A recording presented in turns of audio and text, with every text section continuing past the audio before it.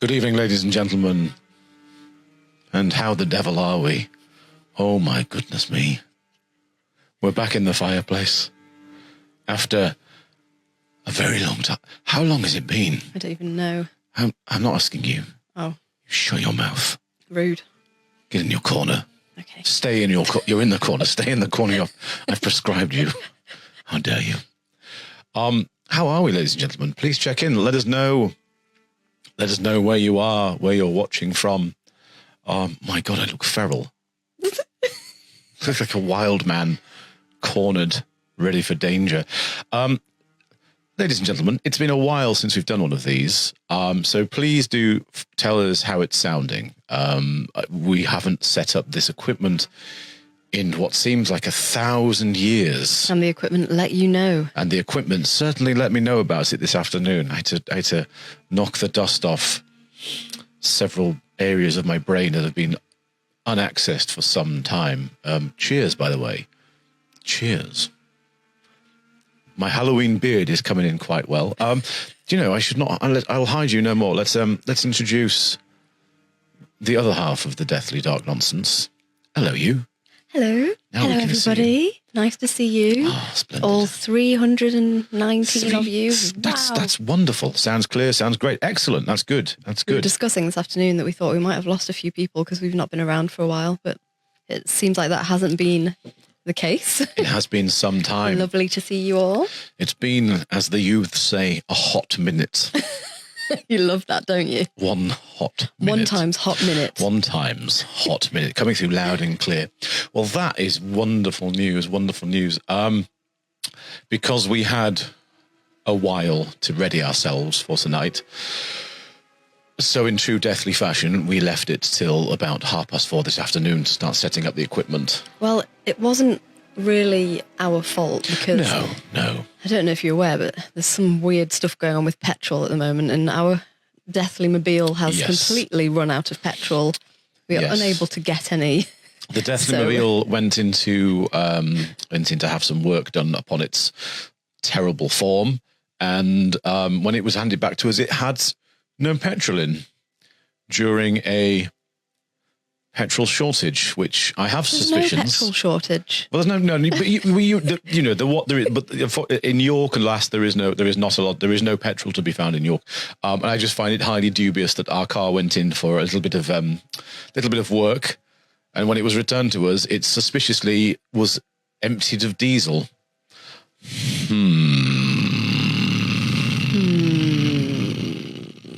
Let's leave it at that, shall we? We've got people wearing no t-shirts. A little louder. Let me see if I turn these up a bit. How's that? Is that a little bit louder? That's as loud as I can push it, I think, without things going slightly horrible.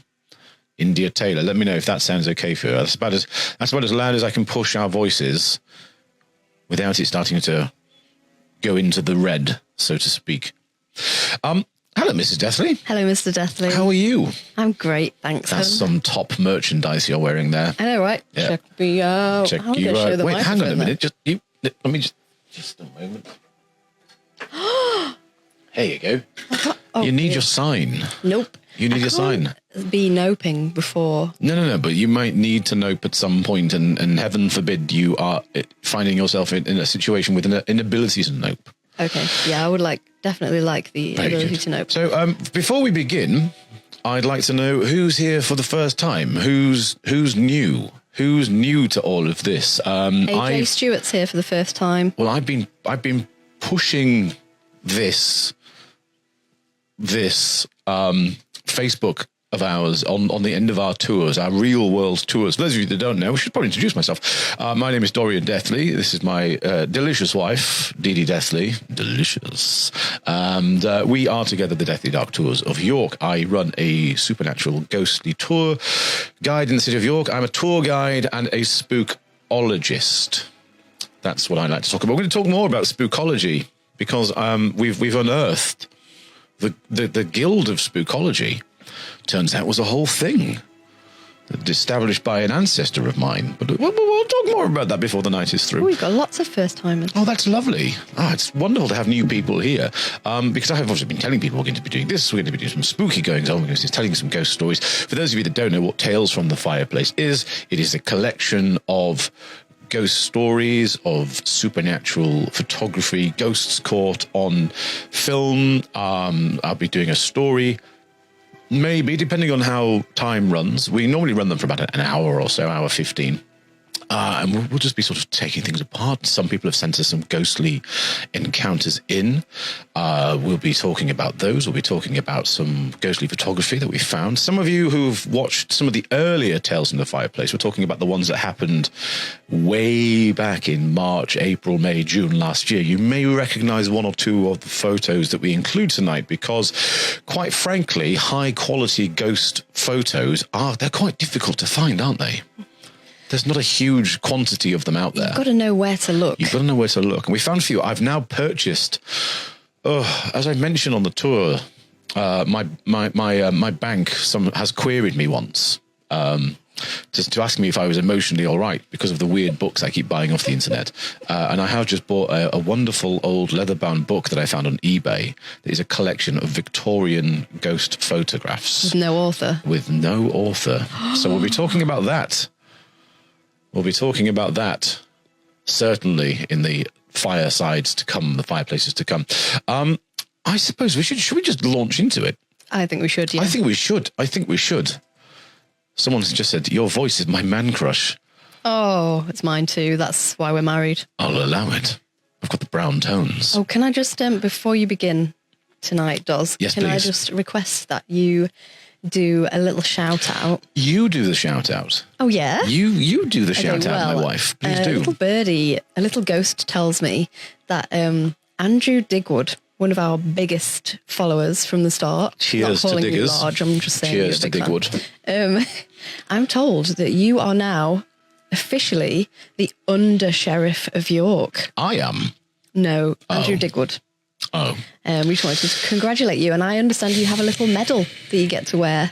I mean, I'm very pleased. Like a sheriff's badge? I'm very pleased for him, but on the one hand, for a moment, I thought you meant I was the new under sheriff of York, and I was about to say it's about time, quite frankly, that I'm recognised for my contributions to the city. Oh dear. Well, that's wonderful. Everyone, cheers to Andrew Digwood, the new under sheriff of the city of York. I don't really know what that means, but it sounds very exciting, doesn't it? Yeah. Oh, I'd love to be the under sheriff of York. Yeah. It sounds great. How do you become an over sheriff? Well, what about just the on sheriff? I imagine that's someone that just lays really flat in the middle of it. Anyway, let's talk about ghosts before we get too far on a wild and wacky tangent. There's cables everywhere. Dear Lord. I'm just going to, there we go. I'm through into the buttons. We're going to begin our digging around tonight with some photographs. I'm going to show you two photographs leading into two audience stories. And we'll sort of, for those of you that are new, we will explain each piece as we arrive to it. The first is a selection of photographs, very famous ghostly photographs, ones that if you're into your ghost photography, you are absolutely going to go, oh yeah, I know that one. And we begin with this one here. Now, Mrs. Deathley, unfortunately, can't see these until you all see them, which in a way is nice because then you sort of react in real time. No, you don't. You'll react 30 seconds. I think we have there's a 20-second delay from what we say and what we broadcast to what you see. So sometimes it might be a bit confusing because Mrs. Deathley can't see all of my array of screens. But for those of you looking at this now, this is the spectre of Newby Hall, or Newby Church, or the Newby Monk. Sometimes ghosts like to have loads of different names. Now, this photograph was taken in the Church of Christ the Consoler on the grounds of Newby Hall in North Yorkshire. All hail North Yorkshire, the United Kingdom. The image was taken in 1963 by Reverend Kenneth F. Lloyd, and it is one of the most famous ghost photography, one of the most, what's the word I'm trying to say there? Photographs. I mean, I had it, but then I added an extra bit on and just confused myself. It's one of the most famous ghost photographs ever taken. Of course, this is one. It sits very proudly in the Usborne Book of Ghosts, prefaced by what's his name? Rhys Shearsmith, who's a very big fan of ghosts, almost as big a fan of ghosts as I am. A lot of people saying, "I see a ghost." I mean, I'm hoping that you do, because this is not subtle. Some people see two. So, wait, what? Where's another one? What? I only see the big long boy on the right. Don't say there's two, because I can only see one. I don't know if I like that. The figure appears to resemble a human. Much speculation has been cast over what type of person might be in the image. Most of the speculation, of course, by believers have concluded that it resembles a 16th century monk with a white shroud over his face, possibly to mask leprosy or a disfigurement. Someone asked, Danielle asked, is that a real goat photo? I'm hoping that's a typo. Oh, no. If you can see a goat in the photo, do let us know.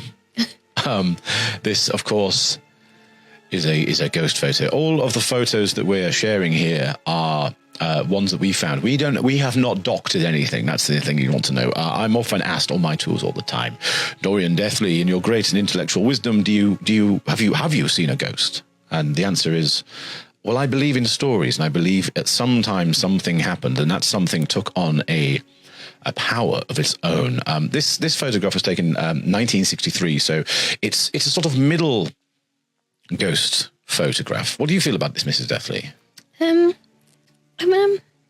She's creepy, isn't it? I'm not going to give it a note because you're not going to throw a note. I've seen it a lot of times. I'm very familiar with this photo. Well, the extra little bit that I picked up looking into this one more is the conclusion that the face is covered in a mask to hide leprosy or a disfigurement. I find that quite interesting. Okay. Someone did a bit of scientific calculation. So one thing I've done, for those of you that have seen these photographs before, we have shared a couple of them in the earlier streams that we did. I've dug a bit more into the science behind them this time around. Mm-hmm. And one thing that was found is that someone did the measurements of somebody standing there on that spot next to the items behind it, and they estimated that for that person to be there at that, they would be 9 feet tall. Oh, suddenly there's a nope appearing. Yeah, they'd be 9 feet tall. Why you got to be like this? Why? It's what I do. It's what I do. The science of spookology. The feet are not visible. It could easily be standing on a box, giving the impression of height. I call shenanigans because you can see at the bottom of the photograph. Let me just go back to it here. You can very clearly see the bundling of the fabric. Yeah. At the bottom left, you can see a gathering of cloth. Wait. Which was, of course, the term given to the great toilet roll hunt of 2020. I'm more proud of that than I have any right to be. Where were you during the gathering of cloth? Looking over the image, photographic experts have concluded that the image is not the result of double exposure. Not the result of double exposure. Although a gentleman by the name of Rick Burden, he actually says that it absolutely is ghostly shenanigans. Ghostly shenanigans. Double exposure. Someone just asked, is this double exposure? No, it was tested by some photographic experts, and they have said the image is not double exposure. Although Rick Burden, founder of the Ghost Hunters of Australia, he says it is almost certainly probably fake. I like that. It is almost certainly probably fake. Almost certainly, probably, definitely, potentially fake. We've got some classic Selkie in the comments. Oh, lovely. Hi, Selkie.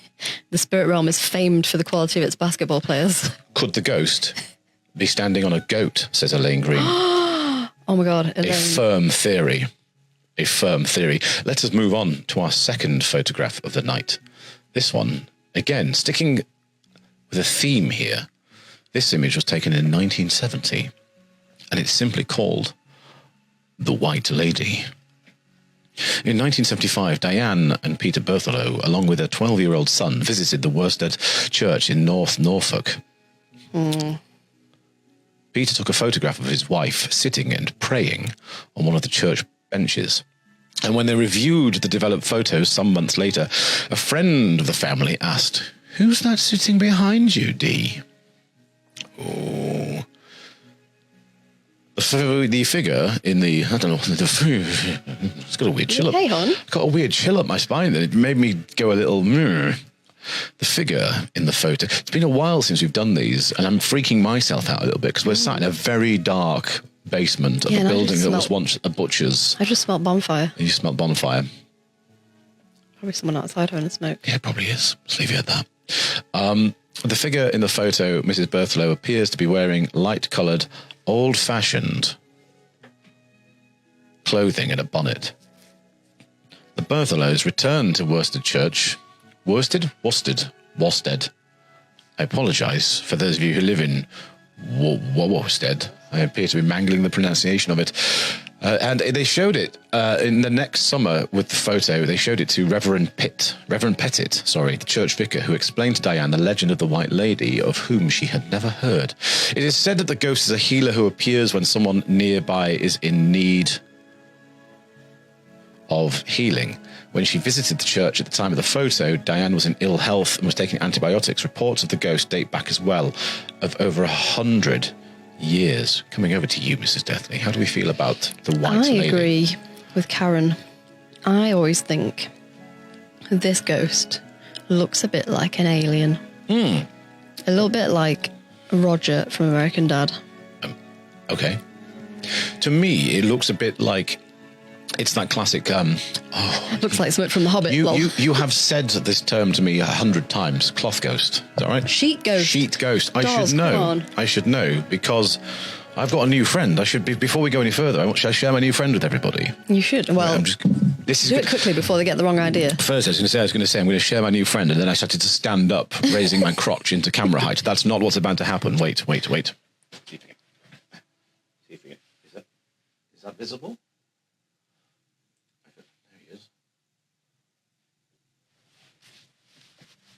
Well, I hope that was visible. That's Hector, ladies and gentlemen, my new friend.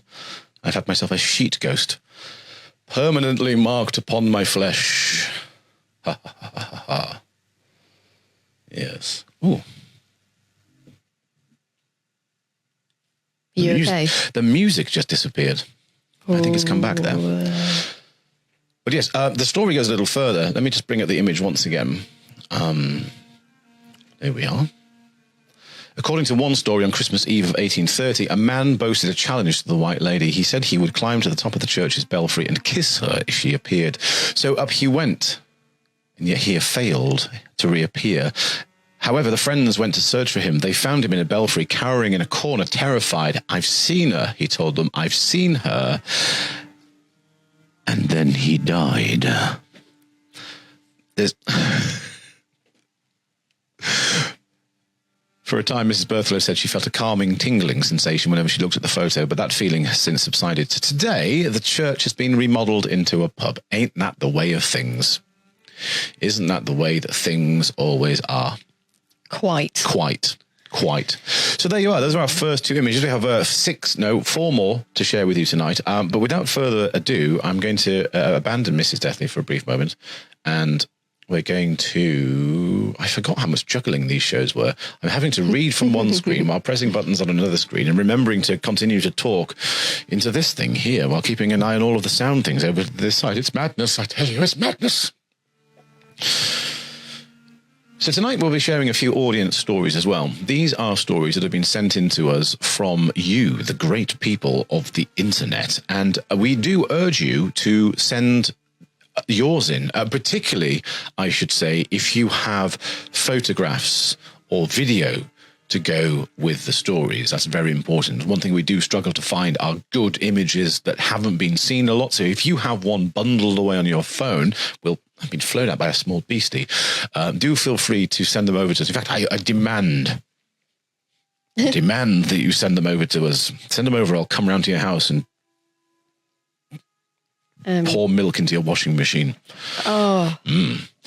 So the first audience story we're going to share tonight is from Julie Schofield. And she sent us, I think I've got a couple here. A few people sent us in a number of stories, and I think I've picked at most 2 from some people. They are written in their own hand. The stories are told from their own perspective. So where you hear me say I and me and we, I am, of course, not talking about myself and Mrs. Deathley. I'm talking about the person who has sent the story in. In the first hand, it's Julie Schofield. And away we go. I was brought up in an open-minded family as my gran and great-gran had both attended a spiritualist church before I was born. As a Christian myself, I obviously believe there are things which exist but I cannot see. I have always enjoyed reading ghost stories, listening to people's experiences and doing ghost walks, in various places, but have never experienced anything myself until a few years ago. The first experience I had was in January 2013. My partner Paul, and a large group of our friends had gone on a guided walk around Manchester, which is the city I live nearest to. After going underground and looking for the old bomb shelter, underground canal, our guide took us on a walk outside and we ended up in St. John's Gardens, which is tucked away off the main street, and I didn't even know that they existed. I had a couple of weeks before I was beginning to feel really tired and I needed to sit down. I told Paul that I was going to sit on a bench a few meters away from where they were stood. A memorial in the middle of a park. By this time, it was evening, so it was dark in the gardens, but I was still near enough to see and hear the guide. As I sat down, lots of voices started shouting at me. I looked at the guide and all my friends who were listening to her. They were all obviously oblivious to these people shouting, which seemed very strange. I shouted back, obviously in my head, as no one came running over to see what was the matter, and I told them that they needed to stop shouting at me, as I couldn't hear anything they were trying to say. Once I'd done this, everything became quiet again, and I was able to listen to what the guide was telling us. Where we were had been the site of St. John's Church and graveyard, where more than 22,000 people had been buried in the years from 1769 to 1931, when it was demolished. No one came bothering me this time. I have been back since, I should say, but in the day, and no one came bothering me this time. My next experience is an ongoing one. Devastatingly, I found Paul, my partner, dead from a congenital heart problem, which we didn't know he had. I'm very sorry to hear that. It was in 2014. Obviously, this was a huge shock to suddenly have no one there with you, and so often I would talk to his pictures, which were around the house. My 2 cats would often sit at the bottom of the stairs looking up at something. He died upstairs, but looking quite settled with clear eyes. Anyone who has a cat knows their eyes go black. I know this very well, and their tail swishes when they are afraid or angry. And then after a while, I would sometimes hear what sounded like a box or a suitcase falling off of a wardrobe. And when I went up, there was nothing out of place. Next, the television started to turn itself on occasionally in the middle of the night, and I would have to come down and turn it off. My cousin, who had got on really well with Paul, came to stay with me for a few days, and I told him what had been happening, that I thought it was Paul, as it only amused me. I never felt scared. My cousin thought this was hilarious, didn't believe me at all, and thought I'd finally lost the plot, so I said, "Paul, do me a favour. Turn on the telly tonight to prove that I'm right, please." When I got up the next morning, my cousin was already downstairs looking sheepish. "The telly came on last night and I had to come down and turn it off," he said. Since then, he's also heard someone moving around upstairs when me and the cats haven't been in, so he definitely believes me now. 7 years on from Paul's death, and the noises and the television coming on are still happening. In fact, only last week, at 3:50, I had to come down and turn it off. I actually find it quite comforting to know he's still around, although I have told him he can move on whenever he feels ready. My goodness. Thank you very much for sharing that with us, Julie. Much appreciated. Much appreciated. Just checking in here. We had a couple of issues with people's videos freezing, but I think they've all got back to normal now. Mine did it a little bit. I'm just having a little bit of a look down. We have dropped 0.6% of our frames since we started, so it's not at our end. I'm afraid to say it might be something to, but you can I've suggested that people just turn the quality lower the of their quality video down. That's the best thing to do, because we're broadcasting at I don't want to bore you with the science of it, but we broadcast out at a certain quality which is quite low. But sometimes internet can get a little bit time to chase up. And but at our end, looking at it, we have been live for 35 minutes 47 seconds, and of the hundreds of thousands of frames we have already broadcast, we have dropped 0.6. We've dropped 311 frames. And we're operating at 30 frames a minute. So no one likes to show off. Yeah, I know. I just wanted to thank you for sharing that. Did you hear most of that, or were you sort of concentrating on the technical aspects? Oh, I heard it. You're very kind of you. I would like to think that if I, as is probably going to happen, pass on before you do, because I'm terribly unhealthy and you're much more fitter and more sensible in your life choices than I am, I'm definitely going to haunt you. Oh, FYI, if I can well, play. I'd be very disappointed if you didn't, to be honest. I think you would be. My darling. Yeah, it is lovely to hear that he's still there. It's very, very adorable, very, very lovely to hear that he's still there. Our second audience story tonight is from Julia Cole. I remember hearing this story in my teens from a family friend who had relatives visiting from South Africa. During their visit to Bristol, they decided to visit nearby Bath. They did all the usual Bath touristy stuff and decided to pop into a pub on one of the streets around the Abbey for a drink. They found a little pub and they went in. They remembered it being a little odd as it was completely empty, and the landlord seemed to appear from nowhere and never spoke to them, but they ordered, paid for, and drank their drinks, and then they left. Before they went home, they had another little trip to Bath and decided to go back to the odd little pub they had previously visited. They walked up and down all of the streets around the Abbey, but there was no sign of the pub. They thought they had pinpointed the building, but it was no longer a pub and obviously had not been for some time. They assumed they had got mixed up with where they thought the pub had been. Upon their return to South Africa, being rather intrigued about this, they wrote to the archivist of Bath saying they had visited a pub called the Green Man and the street they believed it to have been on, but on their return visit, it seemed to have vanished. Several weeks later, they received a response. There was no pub in the centre of Bath called the Green Man. There had been once upon a time a pub called the Green Man on the street, but it had closed down over 100 years ago. You hadn't read that before then, had you? Because I saw it come over your face when you read it and you were like... I know, right? When I visit Bath, I wander around a little side street by the Abbey. I often wonder if I came across a pub called the Green Man, would I go inside? I think I would have at least had to poke my head around the door. I don't really believe in ghosts, at least not in daylight, but from a young age, I had a fascination with the supernatural. That's brilliant. It's like a time slip. Somebody in the comments just said they're going to leave because I'm too quiet. I'm not sure. Have you... Without being horribly rude, have you got your doodad turn up as loud as you can? Because we cannot broadcast this microphone cannot be turned up any louder than it currently is, no, I think, without distorting horribly. I don't think it's us. Technical issues with Wild Abandon. It's been a while since we've done one of these. Maybe we are making it from... I don't know. So, Mrs. Deathley, how do we feel about the ghostly pubs?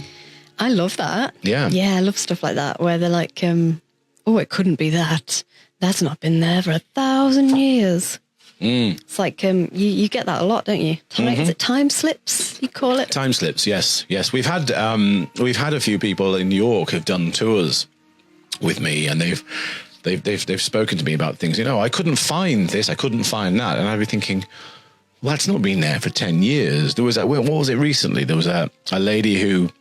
She met me at the top of Grape Lane, which is where I lurk during tour days, and I stand there with my little billboard and I kind of market the tours, etc., etc., etc.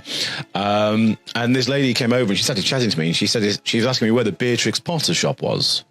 Now, the Beatrix Potter shop in York closed down about 6 or 7 years ago.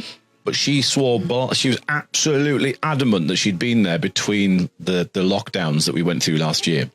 She was adamant she'd been there in September 2020. And I was like, no, you must be... She's like, no. I'm absolutely adamant. Absolutely adamant. Bit creepy. That she'd been into this shop It is interesting. Very interesting. Sound is fine. Oh, that's good. That's good. Someone else, is it port that I'm drinking? It's not. It's rum. It's a delightful glass from my lovely glass that I found on the internet.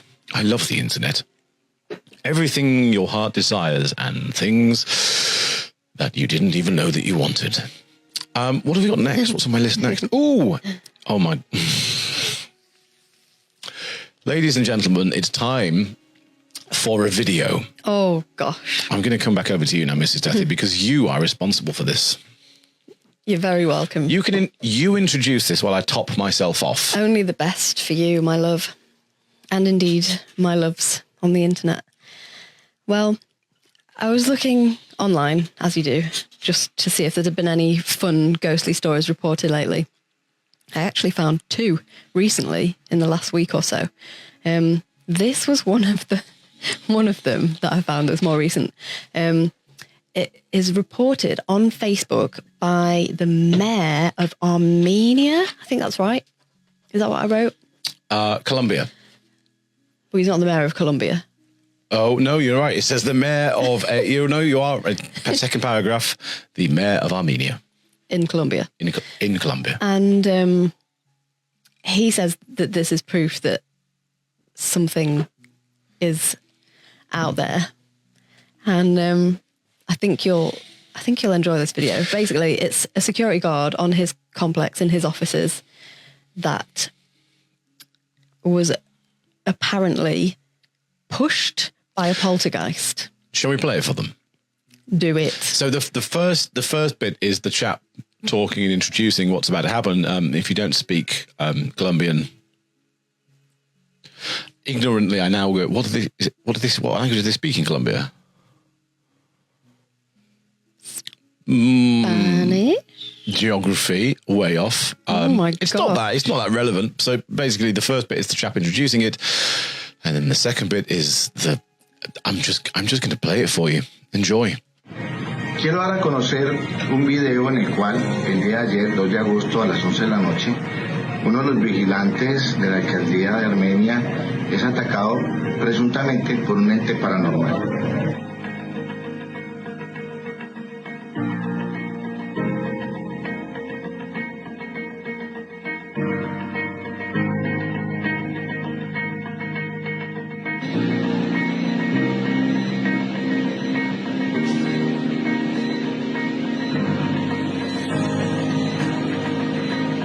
Cada quien sacará sus propias conclusiones. Quiero igual. Right, we'll jump back because I think he then goes on to talk about it for a few moments. But did you enjoy? That's a whole thing, isn't it? There's a whole thing. There's a lot going on there. There's a lot. It reminds me of a story I heard of Derek Acora. Derek Acora was walking through the town of Rhyl and he collapsed to the floor and started to thrash and roll about all over the place, and tried to tell everyone he'd been attacked by ghosts. What you wrote here says that the mayor of a city in Colombia has left people baffled after sharing a video of what he claims is a ghost attacking a security guard. The peculiar footage, which is reportedly captured by a security camera, was posted to Facebook by the mayor of Armenia. Morales, Mayor Morales, he wrote, "I wanted to share this video with you today, emphasizing that as mayor, I have conviction that faith has insurmountable power." The official claims that while the spectral assault took place in his offices, guards were conducting their nightly patrols. I mean, let's just jump back into it again briefly. I'll see if I can. Quiero dar a conocer un video en el cual el día de ayer, 2 de agosto a las 11 de la noche, uno de los vigilantes de la alcaldía de Armenia es atacado presuntamente por un ente paranormal.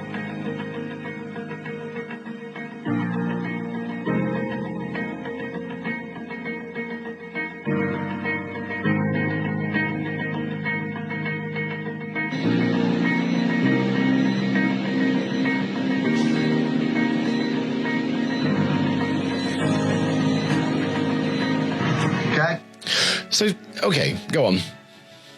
Go on. I was reading a newspaper report about it where they referred to it as a spectral beatdown. I quite enjoyed Perfect. that. But, right. Right. I don't know what you think, but firstly, it's a little bit sped up, which It gives it a... Benny Hill. Yeah, that's why. A bit of a Benny Hill vibe. But Absolutely. it does look like it is. I mean, there's the bit where he's been being dragged around on the floor. Mm-hmm. I mean, strange. Very strange. Very strange. I'm not saying it's not real, but enjoy it. Enjoy it for. I always say this: don't pull at the threads too much. Enjoy it for what it is. Let's move on to because this is going to be a 10-hour long show at this rate. So this is a photograph that was sent to us almost a year and a half ago now, and it's an image that was taken in October 2013. And Lindsay, who sent us the story, she writes the following: myself and my husband often take a few extra pics of haunted places to see if we can get anything. This photograph was taken in the Castle Museum prison. My friend is also a psychic medium. We put her in control of the camera. This was taken in the Castle Museum prison cells. She was snapping away, and it wasn't until I looked through the photos later I asked her who the man was. Neither he nor my husband or her son had seen that man standing there. He's obviously very distinctive looking with wild white hair and dressed in black. He looks like he's wearing work boots, and you can't see his hands. Maybe they're tied in front of him. we've discussed this one before. We have. It's very much. It's very clear. Yeah, well, didn't they admit that they'd set it up? No. Really? No. These are people. This is someone who sent it in to us.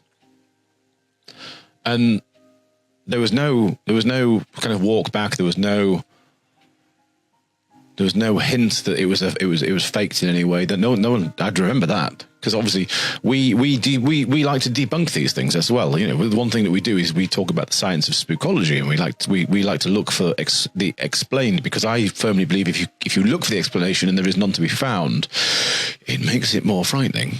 But with this image, nobody sort of coughed up and went, "Yeah, we were just having a bit of fun." Yeah. Let's just have a quick look at him one more time. He's got a fantastic sense of lighting. I'll give it that. He's got weird feet. Yeah. He's got like goat's feet. You know what I mean? Goat feet. Like, look at his feet. His trousers look really high. Mm-hmm. Like he's expecting a flood. I think he stood in his own shadow. There's a pool in the shadow. Someone says, "I also see a girl in the window on the right." Well, that's probably me. Mm. No, I've been, as Andrew has just said in the comments, I've been into the passageways and the hallways of Castle Museum. I've been into some of the old cells. They're wonderful. I'd love to get in there. If anybody's watching this, do you know, if I put this out here, if anyone's watching this from anywhere in York who has access to a spooky old building, please let us in. Please let us in. We've emailed so many people around York, and we nearly got into a couple of places, but for some reason, there always seems to be a sort of stop in the conversation. I don't know what it is. You know, we see a lot of paranormal groups getting into places. We're not going to come. There'll be 2, maybe 3 of us, and it would be, you know, wonderful exposure. We would happily pay to get into some places if it's right. If you've got access to anywhere in Yorkshire, reach out to us and let us know. I'm going to move on to the next image. This is one that we haven't shared before. I really don't like this one. I really don't like this one. So this image was taken at Tantledon Castle in Scotland. The photographer says there was definitely nobody about. There were no mannequins that might have been stood there. He wrote, "No mannequins that might have stood in for a ghost in the vicinity." The investigators, they say the window space is accessible to the public and has a rough stone wall behind it. Could that account for the configuration and the layout of this image? It's very curious, says Professor Richard Wiseman of the University of Hertfordshire, who was leading up a conference there at the time. Can you see this, Mrs. Deathley? Have you? I sure can, yeah. I don't like that face. It reminds me of, you know, like... Go on. A kind of... the figures you get in York in the Viking place. Yes. Do you know what I mean? Yes, I know what you mean. I do know what you mean. It's very peculiar, isn't it? Like a doll. Like a freaky doll. Mr. Punch, like. Yes. What? Yeah. Mr. Punch. Mr. Punch. Someone just said that in the comments. Awful. awful. So very briefly, as we approach this will probably be a little bit over the halfway mark now. We're going to very quickly talk about something that we're doing in December the 13th. If you're a big fan of ghost stories, of the supernatural, of unexplained ghostly goings on, Gothic histories, etc., this is something that you definitely are not going to want to miss. Now, firstly, I want to say that we run almost all of our events on a pay what you feel basis. If you've enjoyed tonight we always say, if you've enjoyed tonight, just chuck in whatever you feel it's worth into PayPal. On December 13th, we're doing one of our only ticketed events. We're charging, I think it's £10 a ticket. Because it's cost us quite a lot of money to get into this place. We're going to 30 East Drive. What's that, sorry? No joke. No joke. 30 East Drive in Pontefract. Now, 30 East Drive in Pontefract is an old house which is believed to be one of the most haunted buildings in the entire north of England. I've got written down here, events unfurled in the 60s and 70s, causing much local excitement, with physical events being witnessed by many. It wasn't until some 10 years after the hauntings of the 60s and 70s that a young amateur historian with an interest in the colonic monks of Pontefract heard about the case and became the first person to formally investigate. He uncovered from local newspaper reports, sounded almost too good to be true, poltergeist phenomena apparently caused the ghost of a monk who had been hanged in the time of Henry VIII.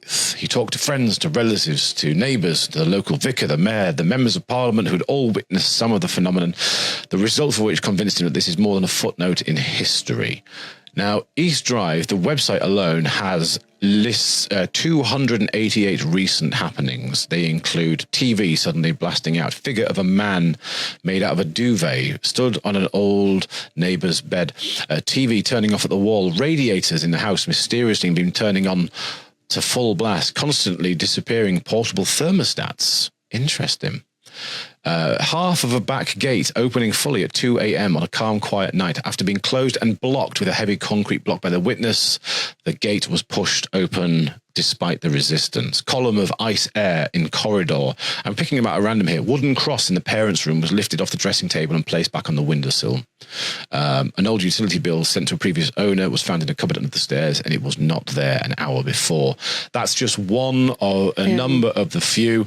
We are going into that building on the 13th of December. Nobody lives there. Somebody lives next door. The house is completely empty. Well, you say nobody lives there. We say nobody lives there.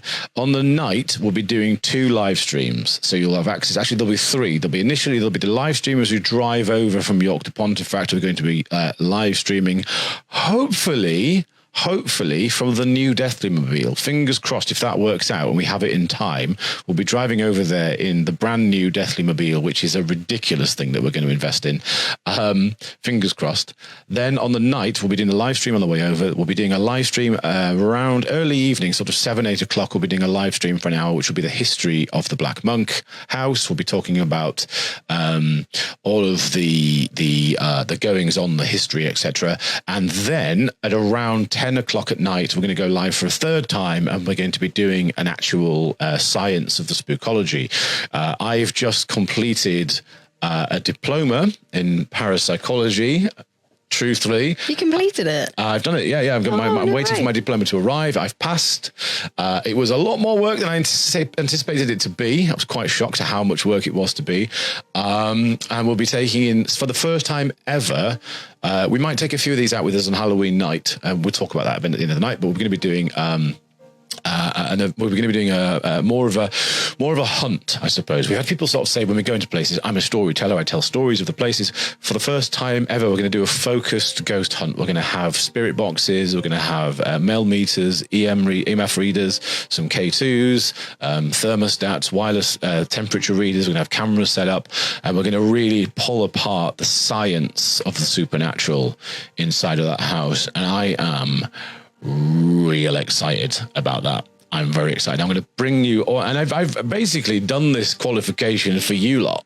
Like, I wanted to know more. I can learn the history and the stories, but I wanted to understand more of the kind of parapsychology, the science, the behind premonitions, apparitions, residual resonances, all that kind of stuff. I wanted to really know the terms that I was talking about, and it took me a while to get it, but I've done it, and it's done, and I'm going to bring it all.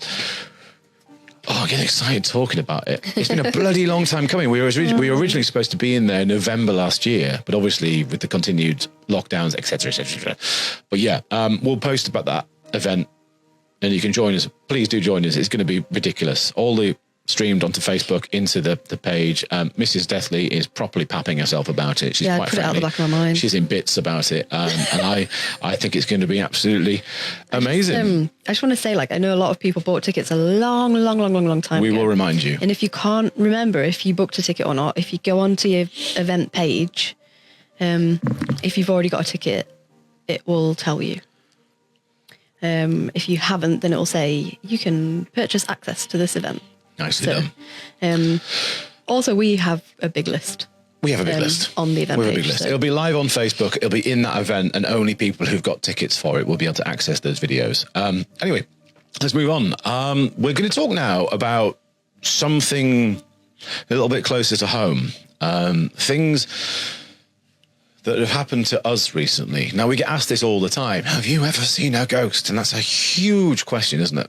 It's a huge question. Mm-hmm. Now, what I think makes an interesting conversation here with the Deathly Dark Tours is that we have very different views on the supernatural.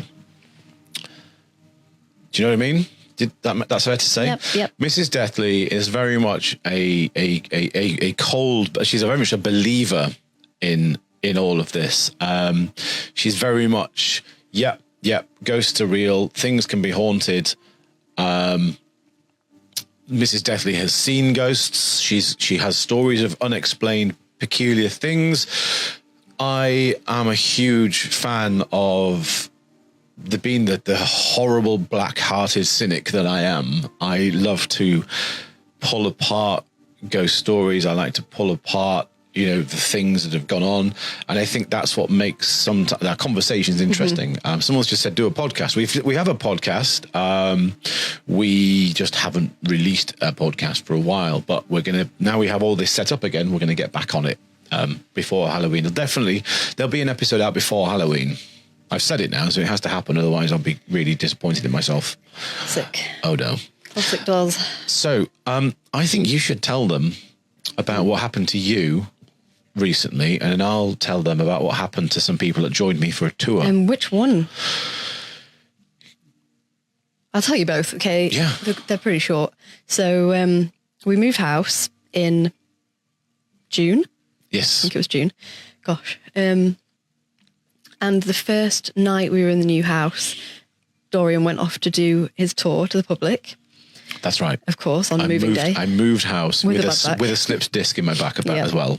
Moved house. So I was in the house on my own, and it was kind of creepy because it was just really empty, but full of boxes, and I wasn't familiar with the house's creakings, and there are a lot.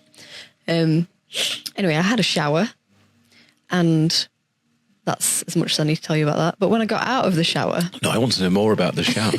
So I worked up a creamy lather. No. Do be clean. Alan Partridge.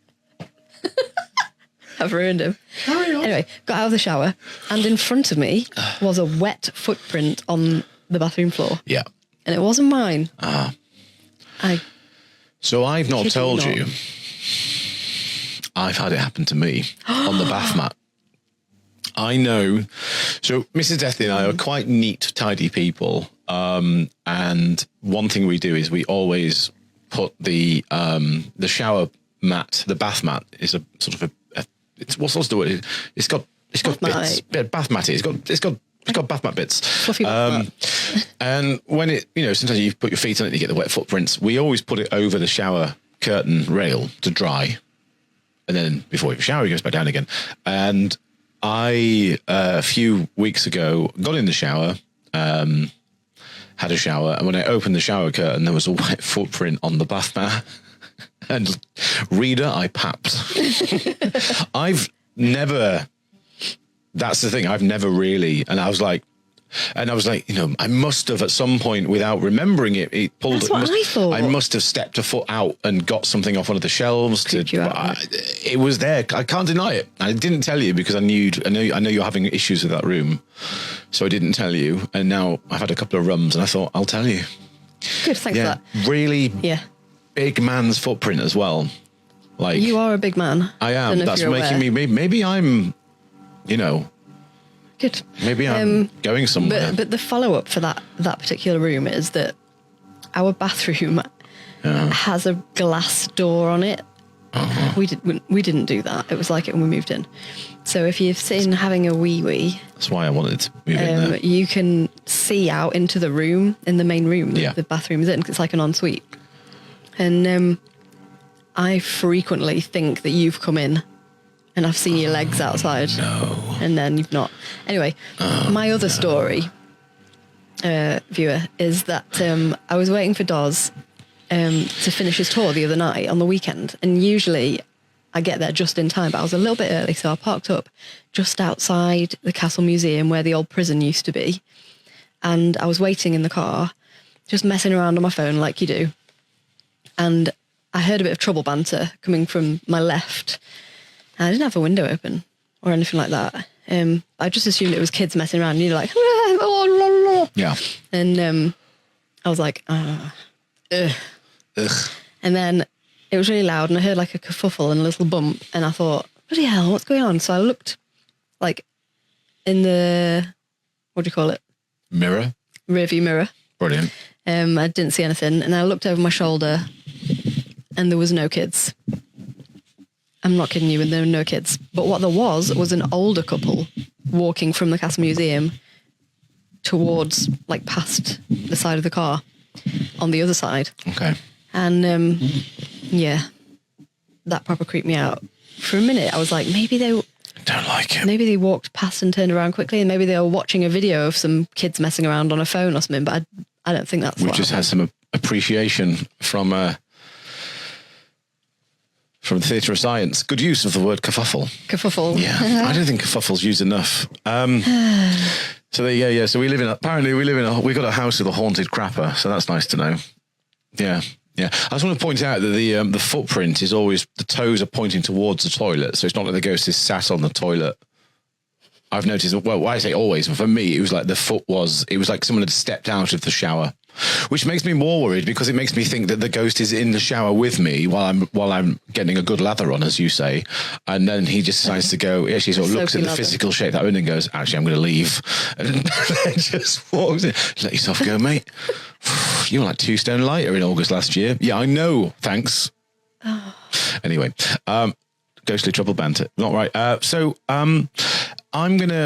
So one thing that's been happening to me recently, and I think just for those of you that we said an hour, we're looking at an hour 15 now. It's going to be 1:45 by the time we finish this tonight. We will aim for hour 15 is what we always end up. We always say an hour and we always end with an hour 15 because we get so excited. Never stop talking. We just get so excited. So excited. On my tour, I take us through from Grape Lane to Stonegate, through Minster Gate, through past Minster Yard, and we stop on Queen's Path, which is next to the York Minster, or to give it its full, I love its full title, the Metropolitan Church and Cathedral of St. Peter here in York. Here in York.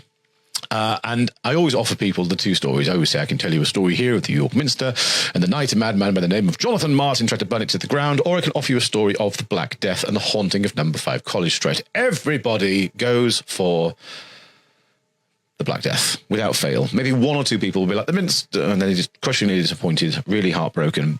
And we tell them the story about the plague house of York, number 5 College Street, which is a lovely little limestone building that stood, magnesium and white limestone that stood on the end of College Street. It's like you came up with the wonderful term time tapestry, which is fantastic. Time tapestry.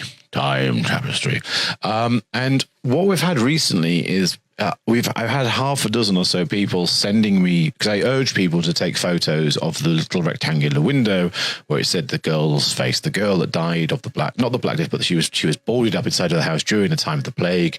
It's a very sad story. I think every ghost tour guide in York shares it, and I urge people, so, if you walk by the house, do feel free to take photos of the window. And I've had a number of people recently sending us photographs, absolutely adamant that they can see something in those photographs in that window.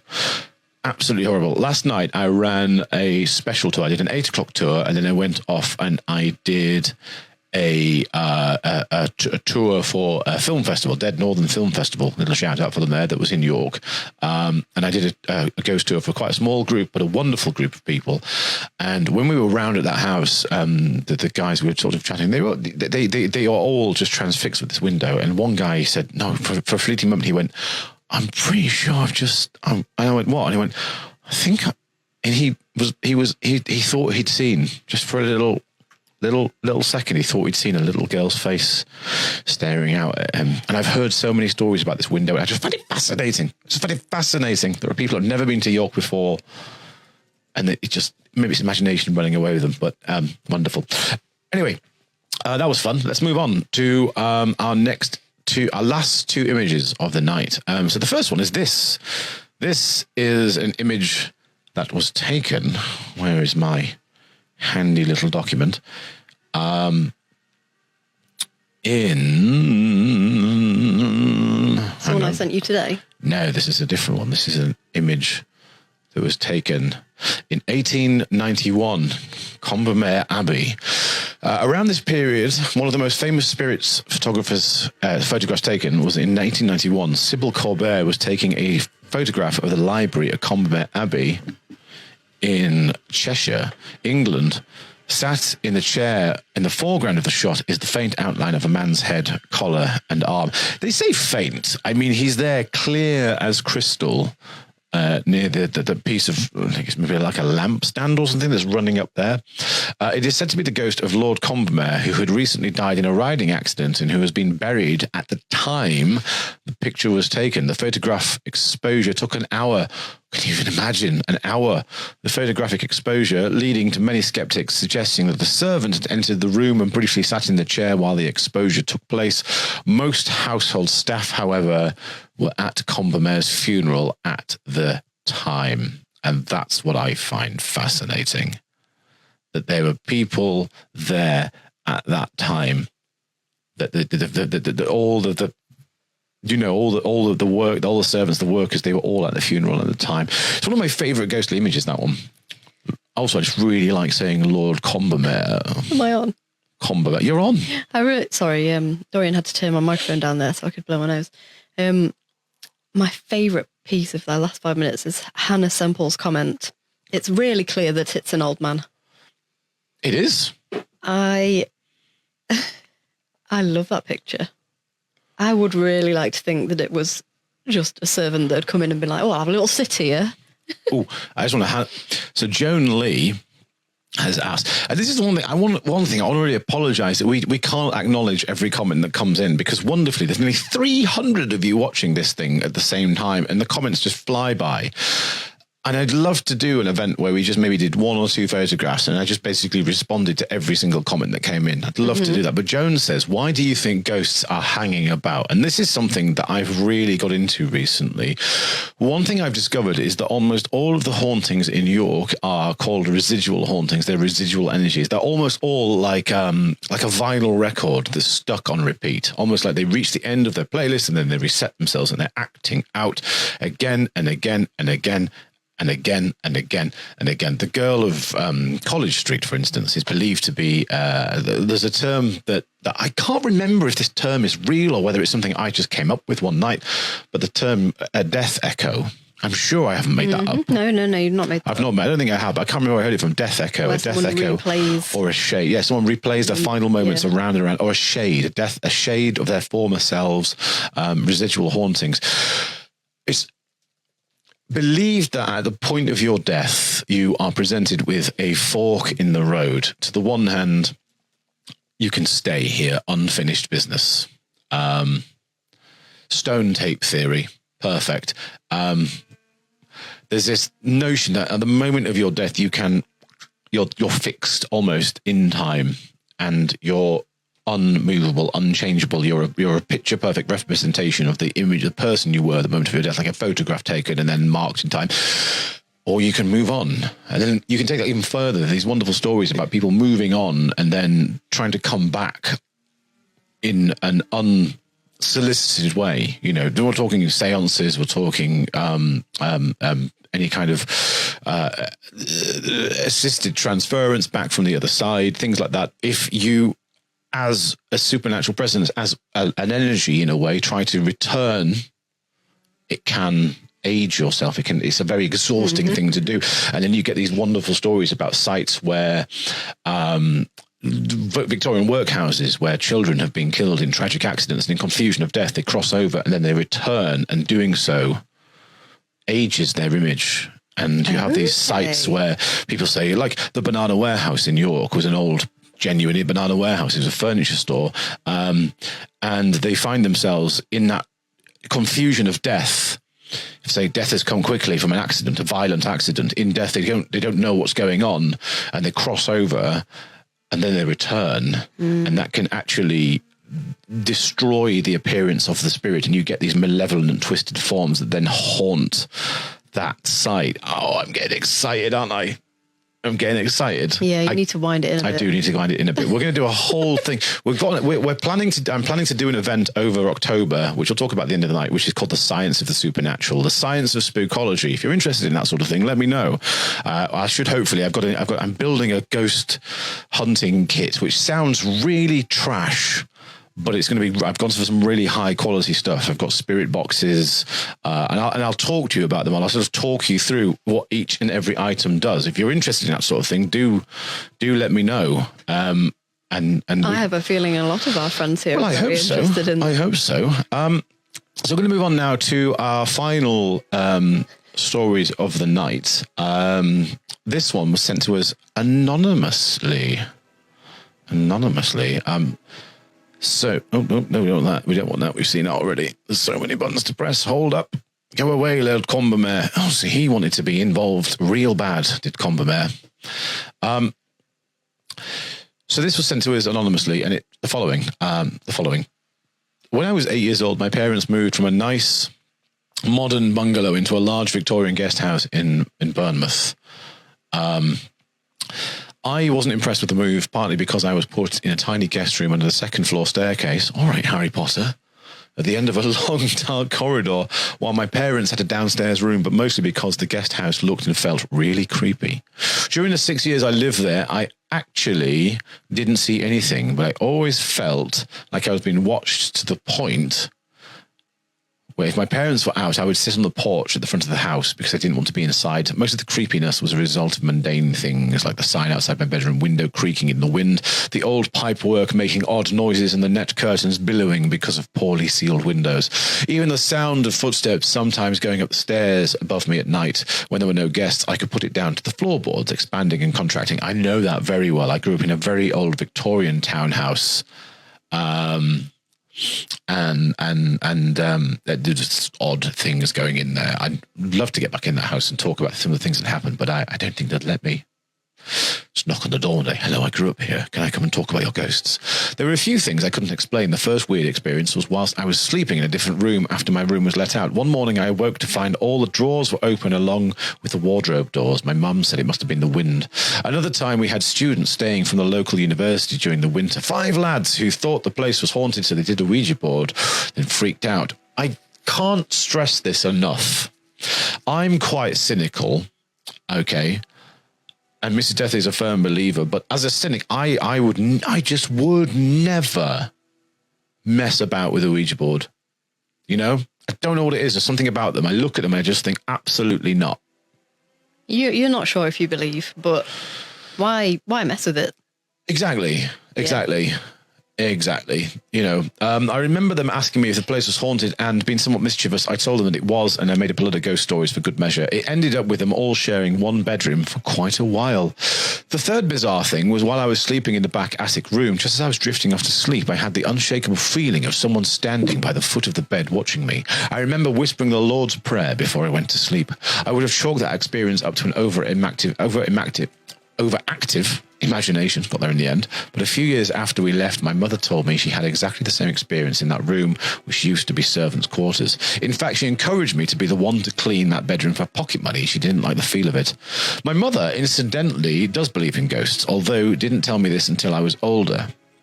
She said she had quite a few experiences, from seeing a Roman girl emerging from a kitchen cupboard when she was a child to seeing a form patients when working at a hospital, to being tucked up in a bed while staying in a French chateau. Oh, lovely stuff. How long's that one? There we go. So I had 6 stories to get through tonight. I've actually only got through 3 out of the 6. So we'll take the other 3 that we've got and we'll move them into the next episode. Ah, damn it! What?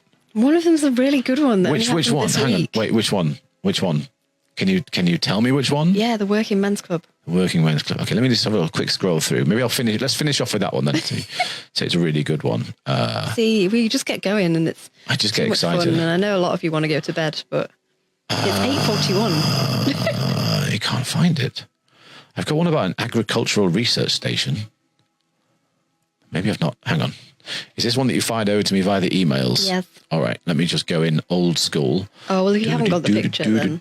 I don't have the picture now. Oh, it's no good. All right. We'll move it into the next one. Oh, all right. I might just Do you post know it on what? the page. We'll do another one of these in November, because I won't lie, I've had a blast. This has been a lot of fun. I forgot how much fun these were. Mark the words I'm saying here, Mrs. Deathley. Let's try to make these a monthly event. Mm-hmm. Let's try to, because they're so much fun. And I think you lot would appreciate a monthly one of these, because they're a lot of fun, aren't they? Yeah. I've enjoyed myself. They are. It's been some hot nonsense. You're a busy man, though. I am a busy to pin man. down. I wasn't ready for how busy. If someone had said to me back in March 2020, Dorian Deathley, you're going to be a full-time spooky lunatic.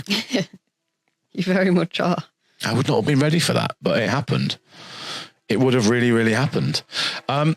Yeah, we don't want to overload. So I think what we'll do is we'll put it to a stop there. We're going to do we're going to talk about some of the spookology stuff. We'll make a special event about spookology. We'll do a special one-off event about the science of spookology. We'll try and do it over. We'll try. I'm going to say try. I'm going to get in the habit of saying try, because we do, like many of you, it's very weird coming back to normality after the last 18 months that we've had. It's odd, isn't it? It's odd. It's really, really. Let me show Mrs. Deathley here. Where are you? And yeah, it's a very strange thing to become. And we've had a lot of unfortunate events happening. We have as well, which life goes on. Yeah. For those of us that are still here, and you've got to make the most of it. Yeah, we won't bore everybody with with the weird things that have happened to me physically. I've gone through the change very late in my life. I hit puberty at 39. Apparently, my voice a year ago was 4 octaves higher. Hello, welcome to the Deathly Dark Tours of York. Doesn't have quite the same impact, does it? Over there, you'll see number 5 College Street, an awfully scary building. Although that is a very enjoyable voice. Do you really? I didn't find it enjoyable. It was quite creaky on the way out. Someone said, a lot of people saying, like, keep going, go going. But no, we weren't. Let's just say our parting words. Our parting words. Well, one thing I have to do is, and I'm sorry it's taken us an hour and 15 minutes to do this, but I hope you're still here. I want to put a shout out to my man, Zach. Oh, yeah. Always hanging around. Zach is one of the premier junior spookologists in the country. Top work. Has in his career captured 14 ghosts using a Dyson. Oh my gosh. I'm very impressed with him. Hoovered them right up. I had no idea. No, you didn't, did you? I kept it quiet, sort of keep He's it always quiet. so humble. He's so humble about these things, but the bragging rights are there. Thank you, Zach, for tuning in. Zach and the Ports are always here. They've been supporting us from day one almost. They've been on private hires and such, and it's just wonderful to know. And that brings us to the shameless plugs. Firstly, if you have enjoyed tonight, please do consider chipping into the Tea and Coffee Fund. We have a little tipping jar, paypal.me/Dorian Deathley. Every little helps. Oh, yeah. Every little help. Coming up over the next few weeks, we have a grand number of events. Let me just see if I can pull up what they are. We have... We're playing Phasmophobia again. Phasmophobia again. Mrs. Deathley and I will be playing Phasmophobia, which is a video game in which you go off and you hunt ghosts. And we're very, very, very excited about the situation. We're very bad at it. We are really bad at Phasmophobia. We're going to get some hours in before we go live so we can unlock some of the new stuff. Because one thing I would like to do, maybe there can be like a kind of combo thing. We maybe talk about... Because in Phasmophobia, you use all of the gadgets, don't you? Mm-hmm. You actually use all of the various gadgets that I'm going to be talking about on those nights. So that's going to be really exciting. That's coming up in, I think, 2 weeks' time. October the 11th. I'm doing this off the top of my head. I think October the 11th, I'll be handing over the reins to my brother-in-arms, Mr. David Deathley. That's right. He's a Welshman who grew up in England, who now lives in Scotland and is having some serious identity crisis issues. David will be doing the haunted tour of Edinburgh, the Deathly Dark tour of Edinburgh, live in the mean streets of Scotland's capital. For those of you who don't know, if you enjoy my wickedly stupid sense of humour, you'll have a wonderful time with David because we're very good friends in the real world. We have a very similar sense of humour, but ultimately I trained him as a tour guide here in York back in the day on the previous place where we used to work. He's essentially a much more handsome, I was going to say beautifully haired me. He's cut all of his hair off. For those of you that really liked David's majestic ponytail, no way, it's gone. He's got shorter hair than I have now, and I've got my winter barnet coming in. He had too much wine and got this. Someone says, please consider using Venmo for a tip jar. Okay, I don't know if we can. I thought Venmo was an American thing. Let's have a look. We'll look into it. We'll see what the deal is. Coming up on the 13th of October. Is that right? No, 13th of October is David. 20th of October, I think that's... Stop guessing dates. It's Monday. So not this Monday coming, but 2 Mondays from now, it's David Deathley's Deathly Dark Tour of Edinburgh. 3 Mondays from now, it's the Phasmophobia event. And then on Halloween night, October 30th at 10 o'clock, we'll be going live from the streets of York. I'll be doing, and I'm not going to say what I'm doing in the daytime yet. We're going to do an announcement, hopefully this coming week, of what I will be doing in the daytime over the Thursday, Friday, Saturday, Sunday of Halloween week. We're doing tours, Deathly Dark tours, 6 o'clock and 8 o'clock. We're doing Deathly Dark tours from the 22nd of October to the 31st of October, every night at 8 o'clock in person, with some 6 o'clocks added up over the Friday, Saturday, Sunday. And then at 10 o'clock, I think it'll be my 5th tour of the day. And I'll be there. We'll be doing the Deathly Dark Ghost Hunt for the Bar Guest of York. It's going to be a good one. And then we take 2 weeks off where we just sleep, quite frankly. Sleep. Can I do a little plug? Please do. Plug away. I just wanted to remind everybody, I don't know if you even know if it's your first time here, that we have a shop on Etsy run by myself called the Deathly Dark Emporium. Oh, yes. The Deathly Emporium, should I say. Whoopsie. But it is a bit dark, where you can get T-shirts like this, the Nope Ghost T-shirt or a little pocket T-shirt. You also have Halloween cards. Badges. This is your fault. Lots of stuff. They asked for it. You can't unask for it. Yeah. We had no intention of making, we never entertained which sometimes feel like a slightly arrogant... Yeah, right. I never would have made this merch. Yeah, if someone said to us, make merch, we were like, nobody wants to buy Deathly Dark tours. But turns out people want to buy the stuff. So, yeah.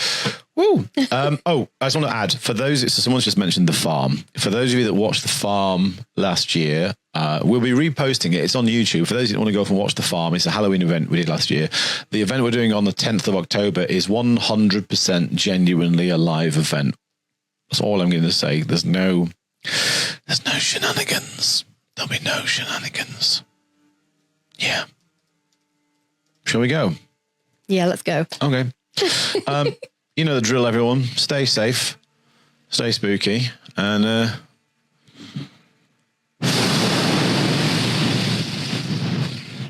good night, Mrs. Deathley. Good night, Good night, Mr. Deathley. What?